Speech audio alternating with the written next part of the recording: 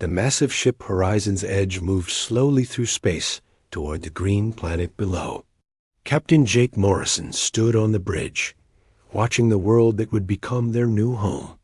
Behind him, 2,000 colonists waited in their quarters. 400 of them were children, excited to see their new world. "Landing zone looks clear, Captain," said pilot Steve Turner. His hands moved across the control panel with practice. "Ease.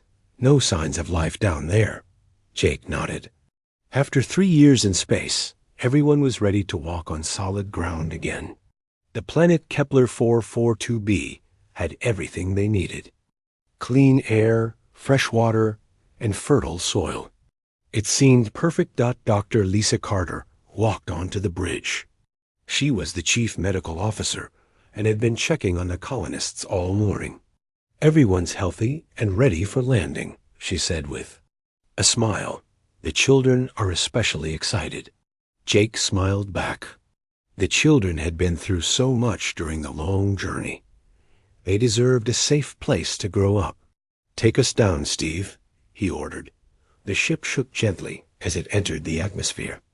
Through the windows, Jake could see blue skies and green forests. Rivers wound through valleys like silver ribbons. It looked like the perfect home. What Jake didn't know was that other eyes were watching their ship land. High above the planet, 2 alien fleets faced each other across the darkness of space. They had been enemies for 1,000 years. The Vorthik. Ships were dark and angular, built for war. They looked like giant metal predators floating in space. Inside the largest ship, War Prime Thexus studied the human vessel through red eyes. He was 7 feet tall with scales that gleamed like black armor. His race valued strength and honor above all else. "The soft skins have landed," growled Sub-Commander Grex, his second in command. "They choose poor timing. This world belongs to the Vorthik." Thexus said nothing. He watched the human ship with interest. His people had been fighting the Zephyrians for this planet for decades. Now these newcomers had simply taken it. On the other side of the planet, the Zephyrian fleet waited. Their ships were smooth and organic-looking, grown rather than built. Inside the command vessel, Kix-7 processed the information about the human landing. The Zephyrian looked like a giant insect with compound eyes that saw everything. "The probability of human survival is low," Kix-7 calculated aloud. "They do not understand they have entered a war zone." The Zephyrians prized logic and efficiency. They saw the universe as a series of problems to be solved. The humans were simply another variable in their calculations. Down on the planet, the colonists began their new life. They built temporary shelters and started exploring their surroundings. Construction worker Pete Rodriguez worked alongside other men to set up the power generators. His 8-year-old daughter Maria ran around the camp with the other children, laughing and playing. "This place is amazing," Pete told his wife Rosa as they watched Maria play. "She'll have a good life here." Teacher Amy Walsh organized the children into groups for their first lessons on the new world. She pointed to the strange plants and colorful birds. "We'll learn about everything together," she told them. "This is our home now." The first few days were peaceful. The colonists worked hard to build their settlement. They cleared land, planted crops, and constructed permanent buildings. The children adapted quickly, as children always do. They collected strange rocks and chased alien butterflies. But something was wrong. Dr. Carter noticed it first. Young Danny Martinez, Pete's nephew, came to the medical tent with a fever. Then Emma Foster, the daughter of biochemist Dr. Alan Foster, fell ill with the same symptoms. Within hours, more children were sick. "I don't understand it," Dr. Carter told Captain Morrison. "The symptoms are unlike anything I've seen. High fever, difficulty breathing, and their blood work shows unusual changes." Jake felt cold fear in his chest. "How many children are affected?" 20 so far, But it's spreading fast, Lisa replied. I need to quarantine the medical facility. The news spread quickly through the colony. Parents held their healthy children closer. Those with sick children stayed by their bedside, refusing to leave. Pete Rodriguez sat next to Danny's bed, holding the boy's hot hand. He's going to be okay, Pete whispered, though he wasn't sure he believed it himself. Amy Walsh converted the school into a second medical facility. She worked alongside Dr. Helen Gray, the colony's pediatrician, to care for the sick children. Neither woman had slept in 2 days. We need to find the source of this illness, Dr. Gray said as she checked on Emma Foster. The girl was burning with fever, her small body fighting something they couldn't identify. High above, both alien fleets detected the emergency signals from the human colony. The Vorthic and Zephyrian commanders reached the same conclusion at the same time. The humans were weakening. This was an opportunity. Prepare the assault ships, Thexus ordered. We strike while they are vulnerable. But as the Vorthic warriors prepared for battle, something unexpected happened. The ship's sensors picked up transmissions from the human colony. Communications specialist Tim Bradley was trying to contact any friendly ships for help. His messages were desperate pleas for medical assistance. Please, if anyone receives this, we need help. Tim's voice crackled through space. Our children are dying. We don't know what's causing it, but we need medicine, doctors, anything you can provide. The Vorthic warriors heard the desperation in the human's voice. They understood that tone. It was the same way they sounded when their own young were threatened. Thexus remembered his own younglings, killed in a Zephyrian raid many years ago. The memory still caused him pain. He had held their small bodies and roared his grief to the stars. Now he heard that same grief in the human voices. On the Zephyrian ship, Kick 7 analyzed the human transmissions. The logical part of the Zephyrian mind cataloged the emotional patterns. But something else stirred in the aliens' consciousness. The Zephyrian race also protected their young above all else. The sounds of parental distress were universal. Down on the planet, the situation grew worse. More children fell ill each hour. The medical facilities were overflowing. Parents like engineer Carlos Martinez refused to evacuate, staying to help power the life support systems. Nurse Katie Phillips worked without rest, even though she had been exposed to whatever was making the children sick. We're losing them, Dr. Carter told Captain Morrison. Her voice was thick with exhaustion and fear. I don't know what this pathogen is, but it's unlike anything in our medical databases.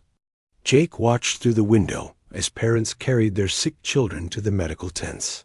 He saw the love and determination in their faces. These people would do anything to save their children. The same observation was being made aboard the alien ships. Vorthic warriors who had spent their lives fighting watched the humans with growing respect. These soft-skinned beings showed the same fierce protectiveness that Vorthic parents showed their young. They fight for their offspring, Sub-Commander Grex observed. They do not flee like cowards. Thexus nodded slowly. Honor meant everything to the Vorthic. And there was honor in the way these humans protected their young god, as the first human child died that night. The sound of grieving parents echoed across the colony. The loss was felt not just by the humans, but by 2 alien races who suddenly saw themselves reflected in their eye. Supposed enemies. The war between the Vorthic and Zephyrians was about to change forever, not because of military tactics or strategic advantages, but because of something much more powerful. The universal instinct to protect the innocent was stirring in hearts across 3 different species. And sometimes, that instinct was stronger than 1,000 years of war. The alien pathogen spread faster than anyone expected. By the 3rd day, over 100 human children lay sick in the medical tents. The sound of crying parents filled the air as more families watched their little ones fight for their lives. Doctor Carter stood over Emma Foster's bed, checking the girl's vital signs. Emma was only 12 years old, but she had become one of the sickest children in the colony. Her father, Dr. Alan Foster, sat beside her bed with red eyes from crying. "The fever isn't breaking," Dr. Carter said quietly. "Her body is fighting something we can't identify." Alan Foster held his daughter's small hand. "There has to be something we can do. She's just a child." A desperation in his voice carried beyond the medical tent. High above the planet, War Prime, Thexus listened to the human transmissions with growing unease. The Vorthic commander had not expected to feel anything for these soft-skinned aliens. But hearing a father's anguish for his dying child stirred memories he had tried to forget. Thexus remembered the day the Zephyrians had attacked his home world. He had been away fighting in a distant battle when the enemy ships arrived. By the time he returned, his mate was dead, and his 3 younglings were dying from Zephyrian bioweapons.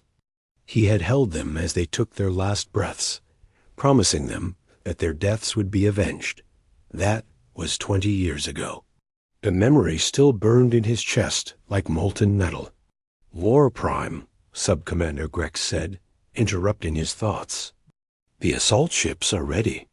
We can take the human colony in one strike." Thexus looked at his subordinate. Grex was young and eager for battle. He had never held a dying youngling in his arms.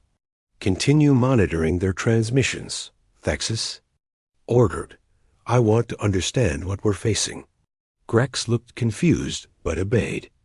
The Vorthic valued honor above all else, but they also respected the chain of command. On the Zephyrian ship, Kix-7 was having similar thoughts.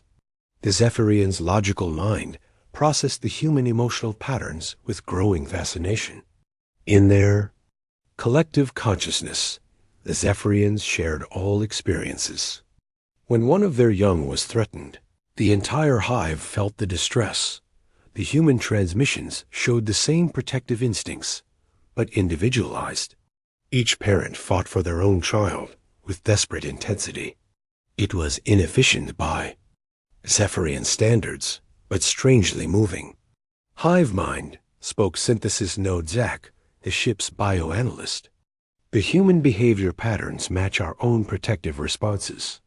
The statistical probability of this being coincidence is 0. Kix-7's compound eyes studied the data streams. "Explain. All sentient species show similar reactions when their young are threatened," Zach continued. "The humans are displaying textbook parental protection behaviors. Their emotional responses are identical to what we would expect from our own kind." This information disturbed Kix-7 more than expected. The Zephyrians had always viewed other species as variables to be calculated and eliminated. But these humans were showing the same fierce love for their young that drove all Zephyrian actions down on the planet. The colonists worked around the clock to save their children. Carlos Martinez, the colony's chief engineer, had not slept.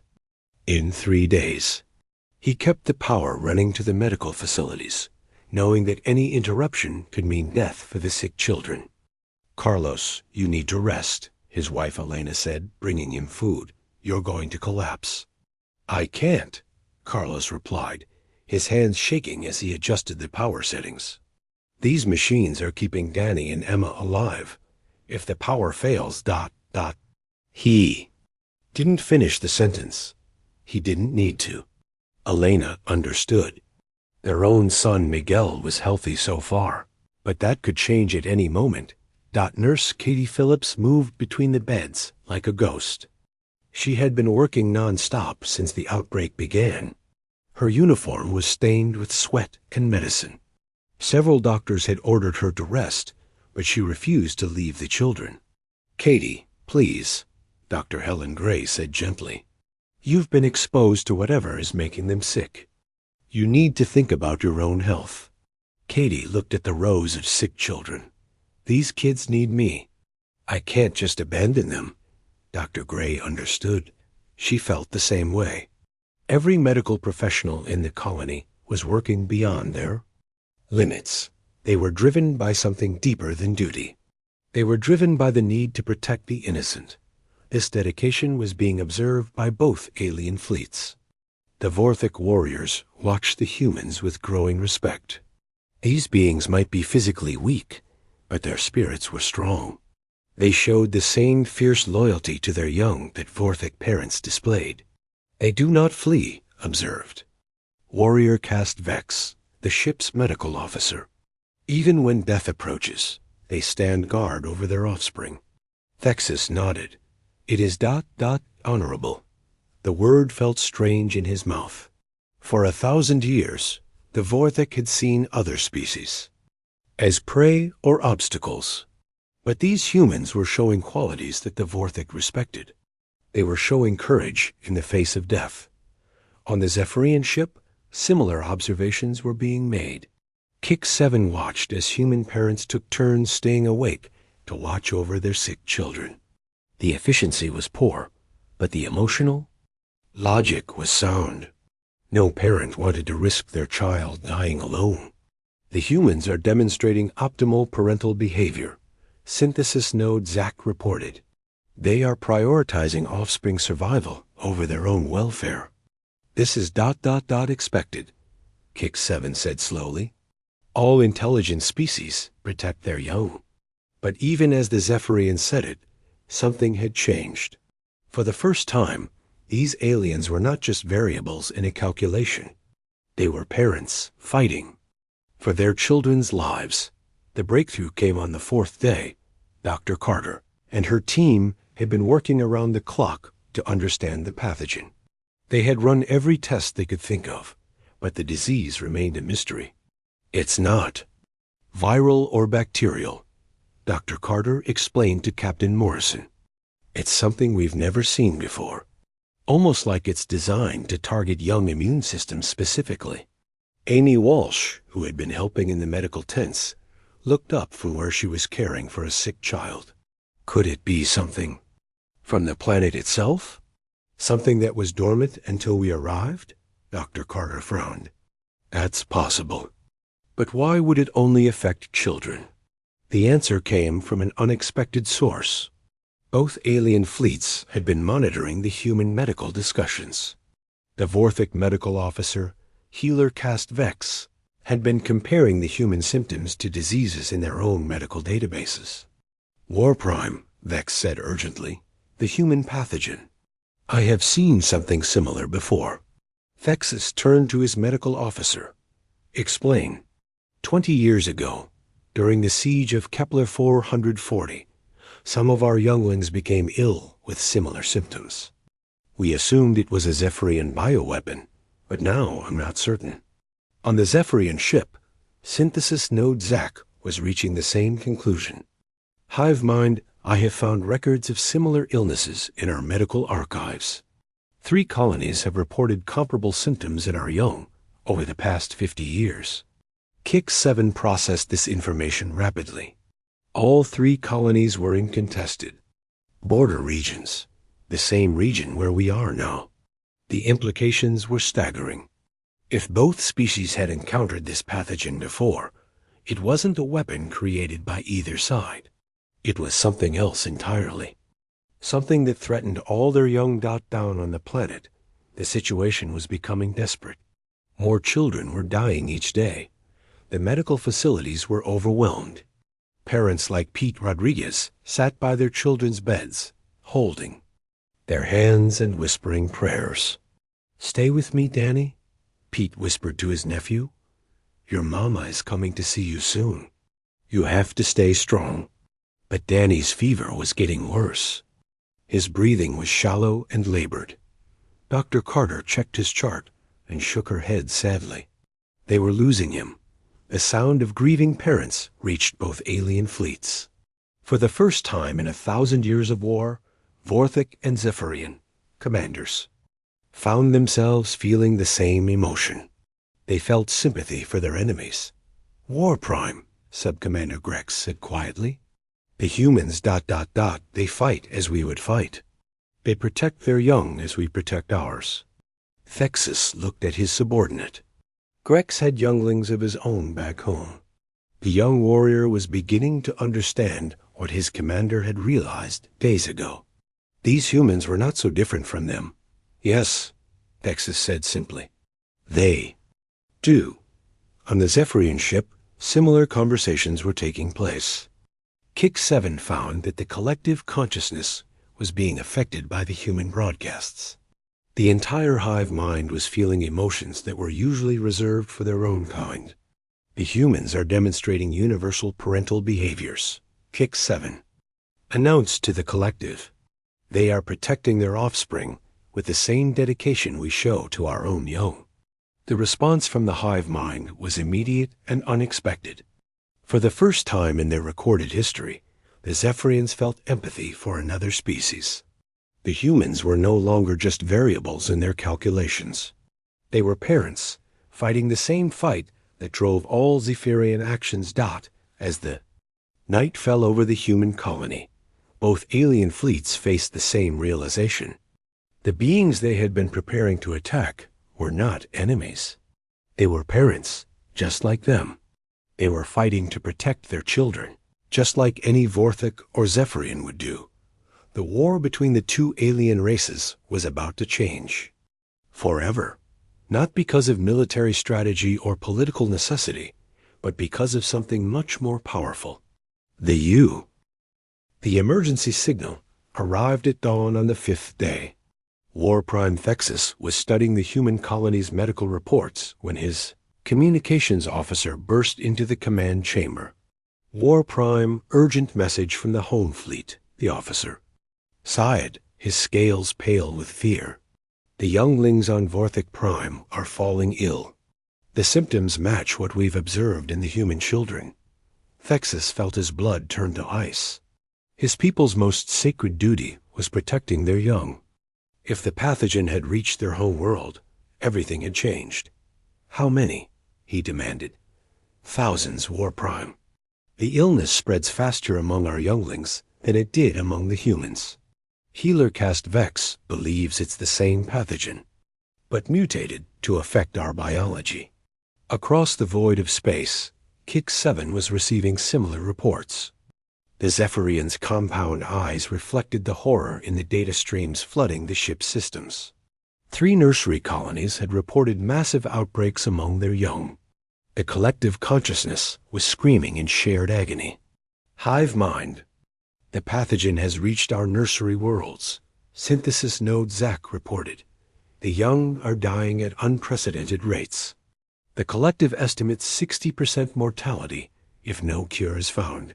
Kix-7 processed the information with growing dread. For the Zephyrians, the death of their young meant the death of their future. The hive mind would not survive such losses. Both alien commanders reached the same conclusion at the same moment. The pathogen was not a weapon created by either side. It was something ancient and deadly that had been awakened by their presence. And now it threatened all their children. Down on the planet. The human medical team was fighting their own losing battle. Dr. Carter stood in the main medical tent, surrounded by the sounds of crying children and desperate parents. More than half the colony's children were now infected. The death toll was rising every hour. We're missing something, Dr. Carter said to her team.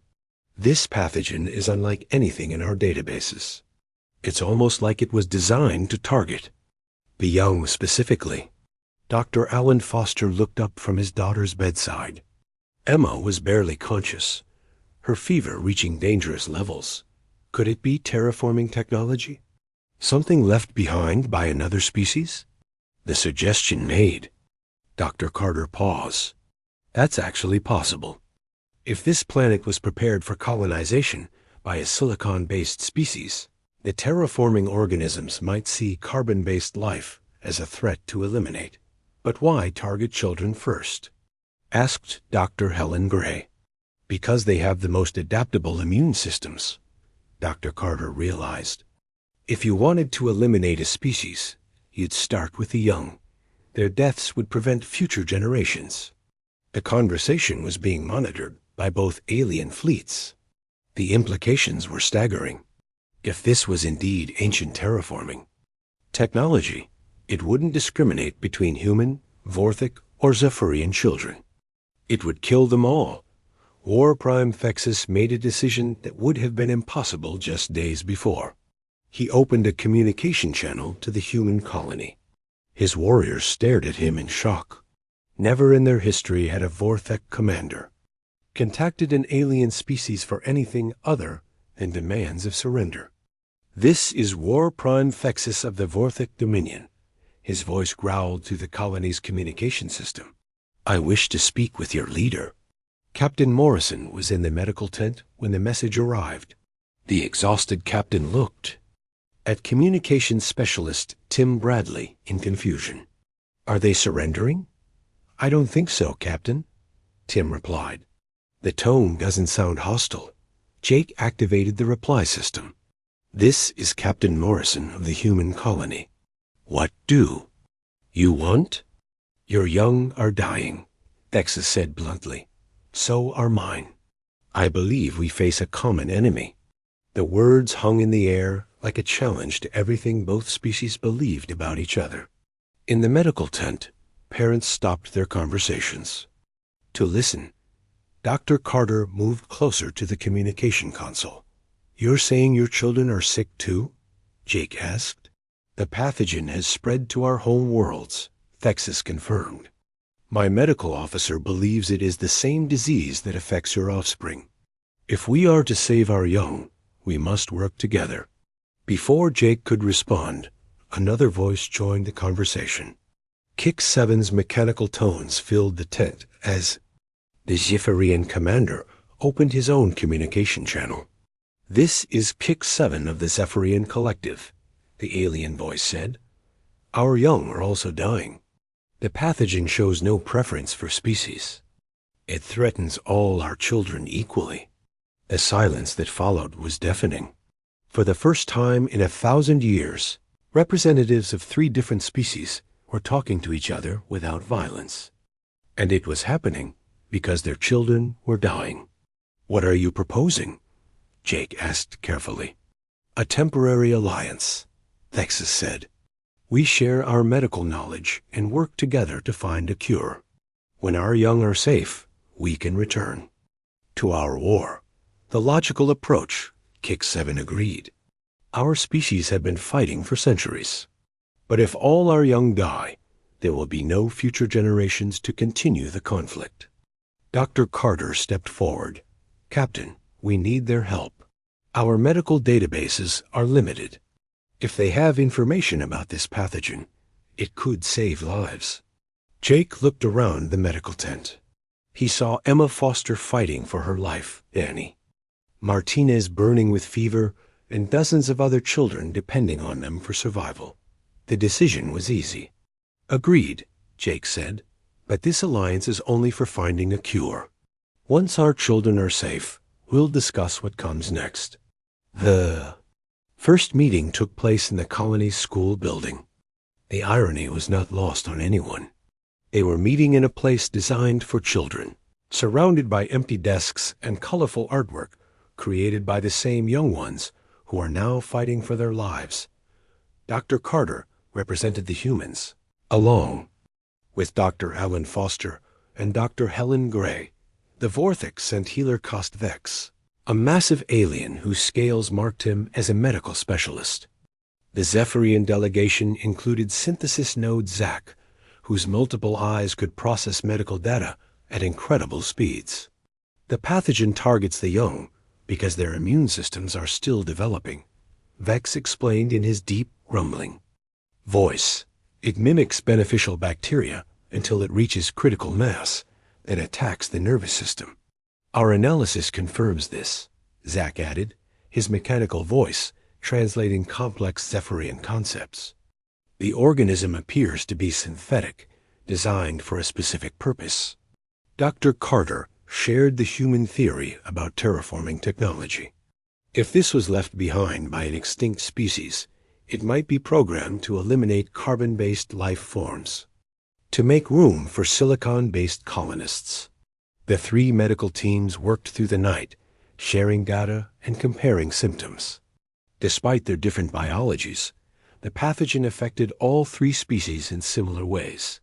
It was as if it had been designed to target the basic structures of life itself. "We need samples from all three species," Dr. Foster said. "If we can understand how it adapts to different biologies, we might be able to create a universal cure."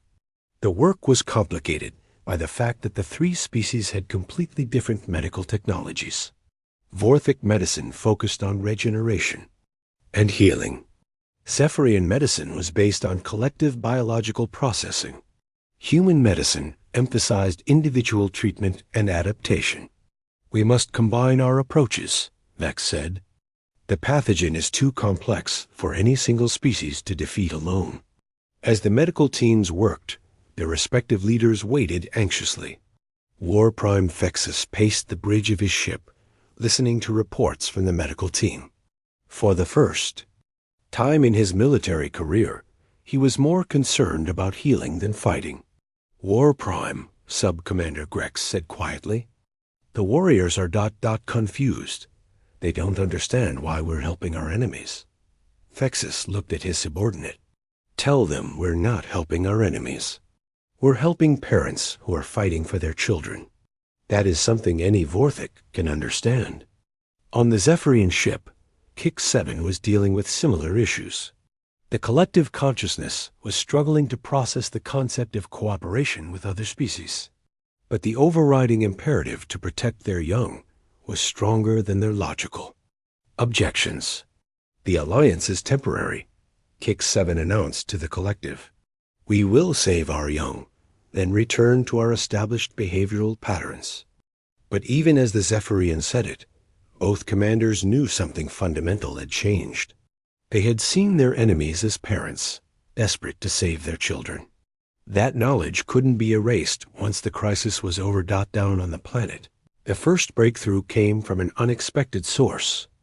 Amy Walsh, the colony's teacher, had been helping in the medical tents when she noticed something strange. The children who had been playing outside more often seemed to resist the illness longer. "Dr. Carter," Amy said, showing her observations to the medical team, "the children who spent more time in the sunlight are showing different symptoms.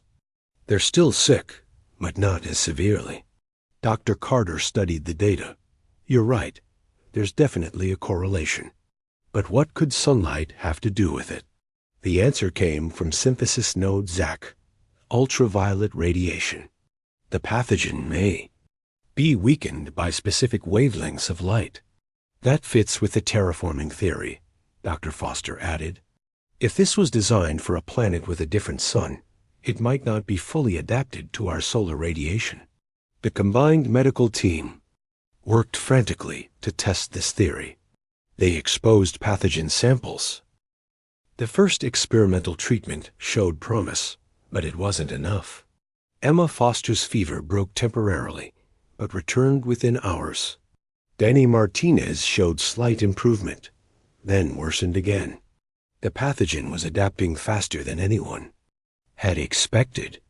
"It's learning," Dr. Carter said grimly as she reviewed the test results. "Every time we attack it, it develops new defenses." The tri-species medical team had been working for 36 hours straight. Healer Cast Vex's massive form was slumped with exhaustion. Synthesis node Zac's multiple eyes were dimmed from processing endless data streams. The human doctors looked ready to collapse. "We need a different approach," Dr. Alan Foster said, his voice hoarse from lack of sleep. "We're treating this like a normal disease, but it's not. It's a terraforming weapon." "Explain." Kick 7's voice crackled through the communication system. The Zephyrian commander had been monitoring every moment of the medical collaboration. "Terraforming technology is designed to change an entire planet's ecosystem," Dr. Foster continued. "It wouldn't just target one species. It would adapt to eliminate all carbon-based life forms." War Prime Fexus's voice joined the conversation from his ship. "You're saying this weapon will continue to evolve until it can kill all our young?" "Worse," Dr. Helen Gray said, looking up from her research. It will eventually target adults, too. It's just starting with children because they're the most vulnerable. The implications sent a chill through all three species. This wasn't just about saving their current generation of young. It was about preventing the extinction of all carbon-based life in the galaxy. We need to understand the original programming, Synthesis Node Zach said. If we can access the terraforming system's core instructions, we might be able to reprogram it. That's impossible, Dr. Carter said. We don't even know what species created this technology, let alone how to reprogram it. Wait, Amy Walsh said suddenly. The teacher had been quietly listening to the discussion while caring for sick children. What if we don't need to reprogram it? What if we can convince it that we're not a threat? The medical team looked at her with confusion. I don't understand, Dr. Foster said. Think about it, Amy continued. This system was designed to prepare planets for colonization. It's trying to eliminate carbon-based life to make room for silicon-based life. But what if it could be convinced that carbon and silicon-based life could coexist? The idea was so simple, it was brilliant. Instead of fighting the terraforming system, they could try to communicate with it. But first, they needed to understand how it made decisions. We need to map the pathogen's complete structure, Vex said. Every protein, every instruction sequence. Only then can we attempt communication. The task was enormous. It would require the combined processing power of all three species. Human creativity, Vorthic determination, and Zephyrian analytical abilities would all be needed. We'll need volunteers, Dr. Carter said. People willing to be exposed to the pathogen so we can study how it adapts to different biologies. The response was immediate. Parents from all three species stepped forward. Pete Rodriguez, who had been caring for his sick nephew Danny, was among the first to volunteer. If this can save our children, I'll do whatever it takes. Rosa Martinez, Carlos's wife, joined him. My son Miguel is still healthy, but for how long? We have to try everything. From the Vorthic ship, Sub-Commander Grex volunteered, despite War Prime Thexus's objections. My younglings are on the whole world, War Prime. If there's a chance to save them, I must take it. The Zephyrian Collective sent dozens of volunteers, all connected through their hive mind. Their shared consciousness would allow them to process the pathogen's effects in real time. The research took place in the colony's main laboratory, hastily expanded to accommodate 3 different species. The site was unprecedented in galactic history. Vorthic warriors worked alongside Zephyrian drones and human colonists, all united by a common purpose. The pathogen is more complex than we thought, Synthesis Node Zach reported after analyzing the first samples. It contains what appears to be a primitive artificial intelligence. That explains why it adapts so quickly, Dr. Carter said. It's not just evolving randomly. It's learning from our treatments and developing countermeasures. The breakthrough came when they realized the pathogen was communicating with itself. Every strain in every infected child was sharing information through quantum-level transmissions. It was like a biological internet, connecting all the infected across 3 species. If it can communicate, Amy Walsh said, maybe we can talk to it. The idea seemed impossible, but they had to try. Using Zephyrian translation technology, Vorthic biocommunication methods, and human linguistic analysis, they began constructing a message for the pathogen. We need to convince it that we're not invasive species, Dr. Foster explained. We need to show it that we can coexist with silicon-based life. The first attempts at communication failed. The pathogen ignored their messages and continued its deadly work. More children from all 3 species were dying every hour. The situation was becoming desperate. Then Katie Phillips made an observation that changed everything. The nurse had been caring for sick children around the clock when she noticed something strange. The children who are holding hands with friends from other species, she said. They're responding better to treatment. Dr. Carter looked at the data Katie had collected. It was true. When human children held hands with young Vorthic or Zephyrian patients, their symptoms improved slightly. That's impossible, Dr. Helen. Gray said. How could physical contact between different species affect the pathogen? Unless, Vex said slowly, the pathogen is reading biological signatures. If it detects peaceful coexistence between species, it might interpret that as non-threatening behavior. The theory was tested immediately. They arranged for children from all 3 species to have physical contact during treatment. The results were remarkable. The pathogen's aggression decreased when it detected interspecies cooperation. It's working, Dr. Carter said excitedly. The pathogen is responding to cooperative behavior between species. But they needed more than just hand-holding to create a permanent cure. They needed to demonstrate that the 3 species could truly coexist and support each other. We need to create a biological signature of permanent cooperation, synthesis node Zach explained. Something the pathogen will recognize as a new form of life that includes all 3 species. The solution was unprecedented in galactic history. They would need to create a medical treatment that combined biological elements from all 3 species. Human antibodies, Vorthic regenerative cells, and Zephyrian neural networks would be merged into a single cure. The risks are enormous, Max warned. Mixing biological material from different species could be fatal. The alternative is watching all our children die, War Pranthexus said firmly. We proceed. The process required volunteers from all 3 species to donate biological samples. Parents who had been enemies just days before now lay side by side in the medical facility, their blood and tissue being processed together. Pete Rodriguez found himself next to a young Vorthic warrior named Kess.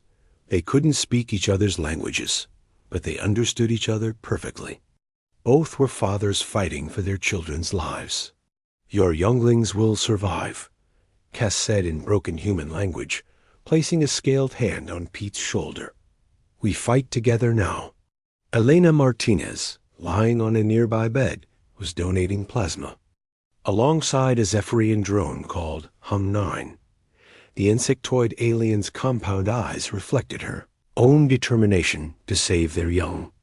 The process is working, Dr. Carter announced as the first batch of tri-species serum was completed. We're seeing biological integration at the cellular level. The combined treatment was more than just medicine. It was a symbol of what the 3 species could accomplish together. The serum contained elements that no single species could have created alone. Emma Foster was among the first to receive the new treatment. Her father Alan held her hand as Dr. Carter administered the injection.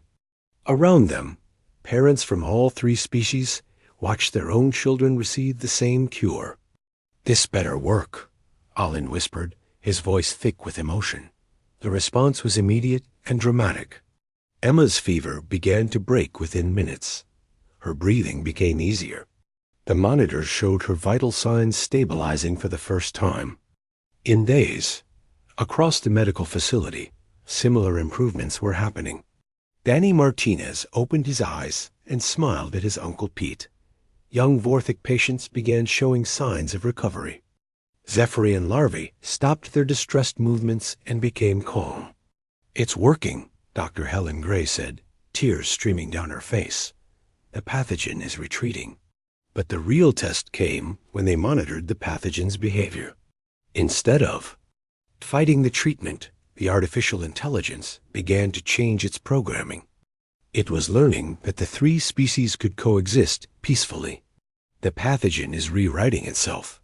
Synthesis node Zach reported in amazement. It's changing from a weapon of extinction to a guardian of cooperation. What does that mean? Captain, Morrison asked. It means, Dr. Carter said with wonder in her voice, that any future threats to interspecies cooperation will be met with resistance from the pathogen itself. It's become a biological enforcement system for peace. The implications were staggering. The terraforming. 3 months after the crisis ended, the planet looked completely different. Where once there had been a small human colony surrounded by empty wilderness, now there was a bustling tri-species settlement.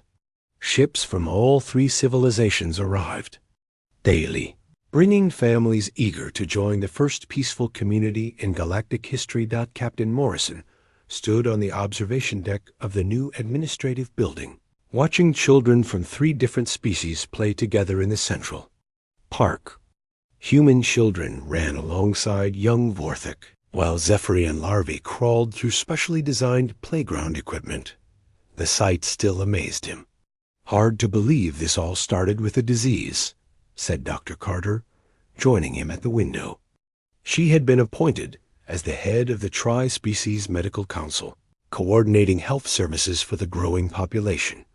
"It wasn't just a disease," Morrison replied. "It was a teacher. It showed us what we could accomplish when we worked together." The transformation hadn't been easy. In the weeks following the cure, all 3 species had struggled with the idea of permanent cooperation. Centuries of hatred and mistrust couldn't be erased overnight. But the children made it easier. Emma Foster, now fully recovered, had become friends with a young Vorthik named Kess Minor and a Zephyrian larva called Hum-12. The 3 played together every day, completely unaware that their friendship was revolutionary. They simply saw each other as friends, not enemies. "Emma, come here," her father, Dr. Alan Foster, called. He was working with the Tri-Species Science Council, developing new technologies that combine knowledge from all 3 civilizations. The girl ran over with her alien friends close behind. "What is it, Dad?" "I wanted you to see this," Alan said, showing her a holographic display. "This is the new school we're building. It will be the first in the galaxy designed for children from different species." Emma looked at the plans with excitement. "Will we all be in the same classes?" "Yes," Alan smiled. "You'll learn together, play together, and grow up as friends." The school was just one of many collaborative projects. The colony had become a model for interspecies cooperation. Engineers from all 3 civilizations worked together to design buildings that accommodated different biological needs. The architecture was a blend of human aesthetics, Vorthik strength, and Zephyrian efficiency. Amy Walsh had been chosen as the Director of Education for the new school system. She worked with teachers from all 3 species to develop curricula that celebrated diversity while building understanding. "The children adapt so quickly," she told the teaching staff during a planning meeting. "They don't see differences as barriers. They see them as interesting variations." The adult population was learning too, though more slowly. Pete Rodriguez had become close friends with Kess, the Vorthik warrior who had donated biological samples during the crisis. They worked together in the construction crews, building homes for the growing population. "My nephew Danny speaks more Vorthik than I do," Pete laughed as he and Kess took a break from their work.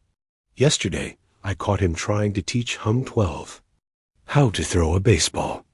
Kess made the rumbling sound that passed for Vorthik laughter. "My youngling asks why humans don't have scales. I told him that diversity makes us stronger." The friendship between the former enemies had surprised everyone, including themselves. They had discovered that beneath their different appearances, they shared the same values. Both were devoted fathers who would do anything to protect their families. Elena Martinez had opened a restaurant that served food from all 3 cultures. The menu was an adventure in itself, featuring human comfort food alongside Vorthik protein dishes and Zephyrian nutrient pastes.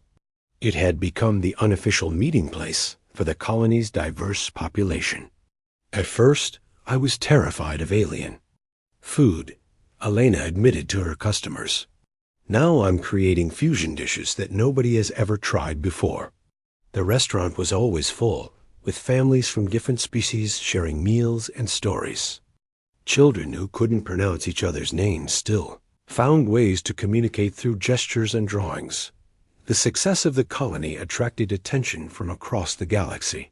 Diplomatic missions arrived weekly, studying how three former enemies had created a peaceful society. Some visitors were skeptical, believing the cooperation couldn't last. Others were inspired to try similar experiments on their own worlds. War Prime Thexus had taken permanent residence on the planet, serving as the Vorthic representative to the Tri-Species Council. His warriors had been replaced by civilian volunteers, eager to participate in the grand experiment. "The young teach us," Thexus said during a council meeting. "They show us that cooperation is natural. It is hatred that must be learned." The former military commander had discovered talents he never knew he possessed. He had become fascinated by agriculture, working with human farmers to grow crops that could feed all three species. His massive hands, once used only for war, now gently tended gardens. Kix-7 had also remained on the planet, though the Zephyrian's role was more complex. As part of a collective consciousness, the alien served as a living link between the colony and the broader Zephyrian hive mind. Through Kix-7, billions of Zephyrians experienced the tri-species cooperation firsthand. "The collective learns through my experiences," Kix-7 explained to curious human researchers. "What we discover here will influence Zephyrian policy throughout the galaxy." The most remarkable change was in the pathogen itself. The terraforming organism had evolved into something entirely new. Instead of threatening life, it now protected it.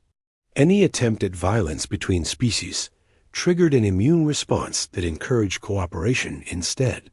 "It's become a biological peace treaty," Dr. Carter explained to visiting scientists. "The pathogen monitors interspecies interactions and promotes harmony. We literally can't wage war on each other anymore." The implications extended far beyond the colony. As the pathogen spread through trade and travel, it carried its message of cooperation to other worlds. Conflicts that had raged for centuries began to cool as the organism encouraged peaceful coexistence. But the real proof of success was in the children. The first generation born in the tri-species colony was now 6 months old. Human babies, Vorthic hatchlings, and Zephyrian larvae were growing up together in the colony's nursery facilities. Katie Phillips, now the director of pediatric care, watched over the mixed nursery with wonder. "They don't see each other as different species," she observed. "To them, this diversity is normal." The nursery had become a symbol of hope for the galaxy. Visitors often stood at the observation windows, watching the young ones play together. It was impossible to look at them and imagine a future filled with war. Dr. Helen Gray had established the galaxy's first interspecies medical institute on the planet. Students and researchers from dozens of civilizations came to study cooperative medicine. The techniques developed during the crisis had led to breakthroughs in treating diseases that had plagued individual species for centuries. When we stopped seeing other species as enemies and started seeing them as partners, Dr. Gray told her students, "We unlocked medical knowledge that none of us could have discovered alone." The economic benefits were equally impressive. Trade between the three species had increased by thousands of %. Technologies that had been jealously guarded were now shared freely. The result was rapid advancement in every field from agriculture to space travel. Carlos Martinez had become the chief engineer for the colony's expansion projects. His teams included members from all three species, each contributing their unique expertise. They were building infrastructure that would serve as a model for future interspecies communities. "We're not just building buildings," Carlos told his crews. "We're building the foundation for a different kind of galaxy." The colony's success hadn't gone unnoticed by the children who had survived the crisis. Emma Foster, now 9 years old, had become something of a celebrity. Reporters from across the galaxy wanted to interview the girl who had been among the first to receive the tri-species cure. "I don't understand why everyone thinks we're special," Emma told Amy Walsh after another interview. "We're just friends." "Isn't that normal?" Amy smiled at the girl's innocence. To Emma and her generation, interspecies friendship was normal. They had never known a galaxy where different species couldn't coexist peacefully. The first anniversary of the crisis was marked by a galaxy-wide celebration. Representatives from hundreds of species came to the colony to commemorate the day that changed everything. The pathogen that had nearly destroyed them was now honored as the catalyst for galactic peace. But the real celebration was quieter and more personal. In the colony's central park, the families who had lived through the crisis gathered for a simple ceremony. They planted a tree together, a human tradition that the other species had adopted. Pete Rodriguez held his nephew Danny's hand as they helped place the sapling in the ground. Beside them, Kes supported his youngling Kes Minor, while the small Vorthic added soil to the roots. Elena Martinez and her son Miguel worked alongside Hum 9 and Hum 12, the Zephyrian family they had come to love. "What should we call it?" Danny asked, looking at the young tree. "The Hope Tree," suggested Emma Foster, holding hands with her alien. Friends. Dr. Carter stood with the other medical professionals who had saved the children.